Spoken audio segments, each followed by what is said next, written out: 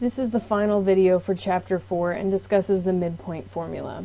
Now, the midpoint formula is trying to find the halfway point between any 2 points on a straight line. And this is actually pretty simple. It's just taking the average of these 2 points.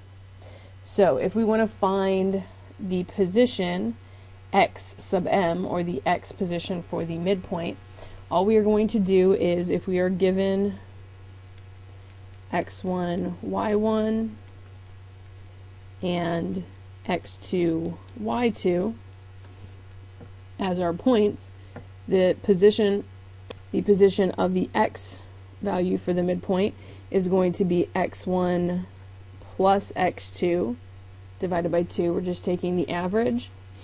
And for the midpoint coordinate for y is going to be y1 plus y2 over 2. Again, we're just taking the average. Now be careful here. I see a lot of people trying to subtract these because a lot of the other formulas subtract. The midpoint formula, we need to add the 2 values. So, for example, if we want to find the coordinate of the point midway between 0, 5 and 2, negative 4, we would say, okay, xm is going to be, if we add the x values, 0 plus 2 divided by 2 ends up giving us 1, and 1 is halfway between 0 and 2.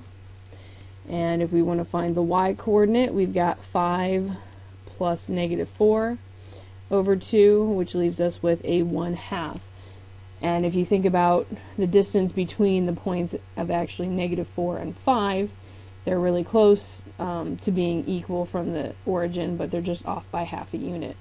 So the final thing we always want to do is write it as a coordinate pair, which is 1, 1/2. So I want you to pause the video at this point and try example 27. So if you worked through this, you should have found that your x coordinate is 0, which makes sense because if you're at positive 11 and negative 11, halfway in the middle would be the 0 point. And the y coordinate gives you a negative 5/2. So our coordinate pair is 0, negative 5/2. So this concludes the video for section 4.5 and chapter 5. Please go online and complete the homework for section 4.5, and once you are done with that, complete the quiz for chapter 4.